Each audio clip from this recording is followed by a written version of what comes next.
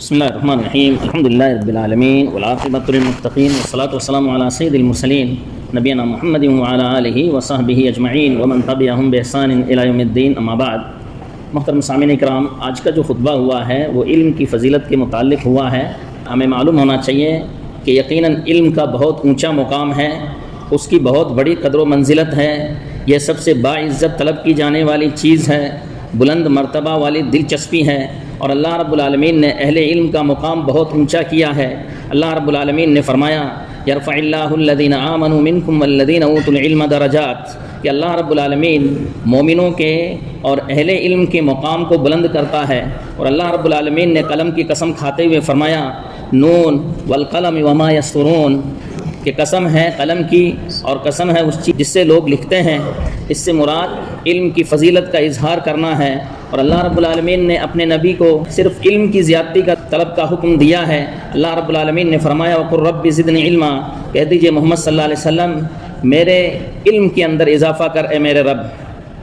میرے مسلمان بھائیوں، ہمیں معلوم ہونا چاہیے کہ شرعی علم جو ہے اس کا بہت اونچا مقام ہے، کیونکہ علم تابع ہوتا ہے معلوم کے، کہ جس کا علم حاصل کیا جا رہا ہے وہ اللہ رب العالمین کی کتاب اور اس کے نبی جناب محمد رسول اللہ صلی اللہ علیہ وسلم کی سنت. کتنا اونچا مقام ہے ان دونوں کا.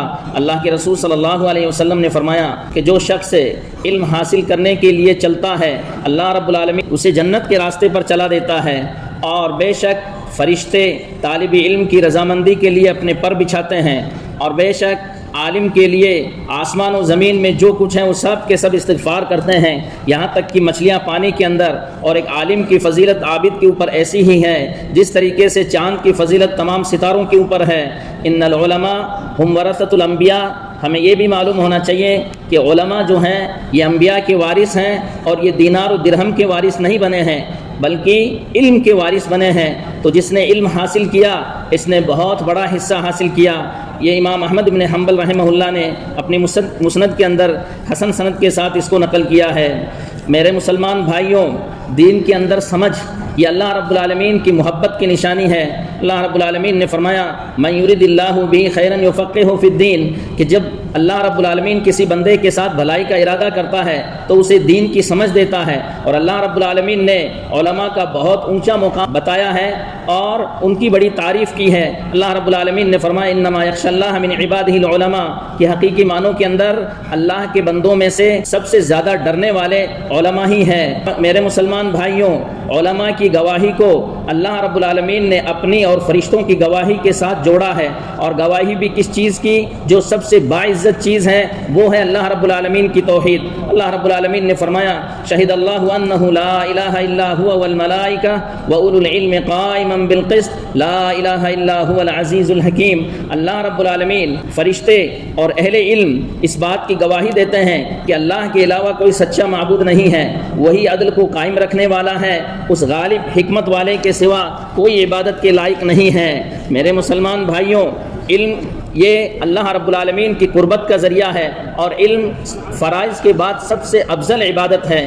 ابو ہریرہ اور ابو ذر رضی اللہ تعالیٰ عنہما کیا فرماتے ہیں؟ علم کے تعلق سے ہم لوگ ایک باب اگر سمجھ لیتے ہیں یا سیکھ لیتے ہیں تو یہ ہمارے نزدیک 1000 نفلی نمازوں سے افضل ہے. اور عبداللہ بن عمر رضی اللہ تعالیٰ عنہما فرماتے تھے علمی مجلس کے اندر حاضر ہونا یہ 60 سال کی عبادت سے زیادہ افضل ہے.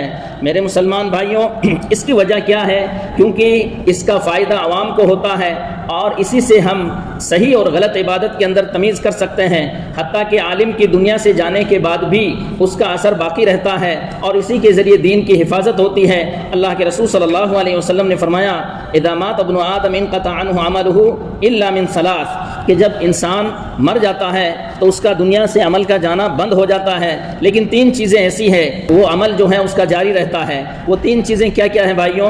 صدقہ جاریہ، نفع بخش علم، اور دیندار لڑکا. خاص طور پر طالب علم کو چاہیے کہ وہ صبر سے آراستہ ہو اور مزین ہو، اور محنت اور کوشش کو لازم پکڑے، اپنی نیت خالص کرے، ہر چیز میں ترتیب کی حرص کرے.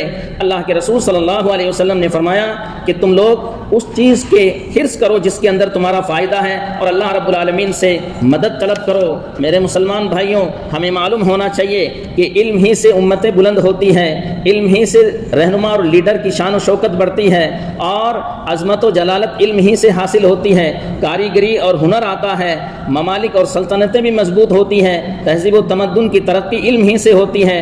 چھوٹے سے بڑے تک تمام مراحل میں تعلیم و تدریس کا انتظام کرنا ہی نسل کی پرورش ہے، اور یہی وہ چیز ہے کہ جس کے سائے میں ہم رہ کر کے معاشرے کی ثروت، مال و دولت کی حفاظت کر سکتے ہیں، اور اسی سے کل کے لیے عظیم الشان شخصیتیں تیار ہوتی ہیں جو مستقبل کی نسلیں ہیں۔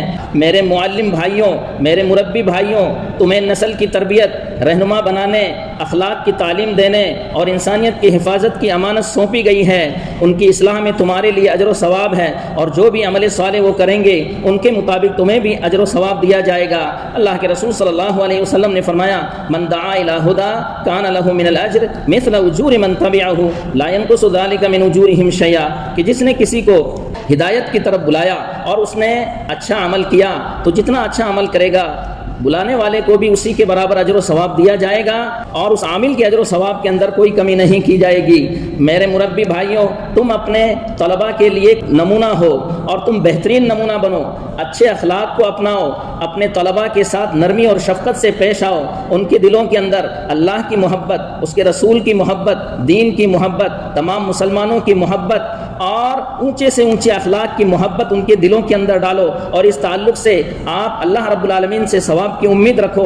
اللہ کے رسول صلی اللہ علیہ وسلم نے فرمایا، الدین والنصیحہ قلنا لمن قال للہ ولکتابہ ولرسولہ ولائمۃ المسلمین وعامتہم۔ اللہ کے رسول صلی اللہ علیہ وسلم نے فرمایا کہ دین بھلائی چاہنے کا نام ہے۔ صحابہ اکرام نے پوچھا کہ اللہ کے رسول صلی اللہ علیہ وسلم کس کی بھلائی چاہیں؟ تو اللہ کے رسول صلی اللہ علیہ وسلم نے جواب دیا، اللہ کی، اس کی کتاب کی، اس کے رسول کی، مسلمانوں کے ائمہ کی اور تمام مسلمانوں کی۔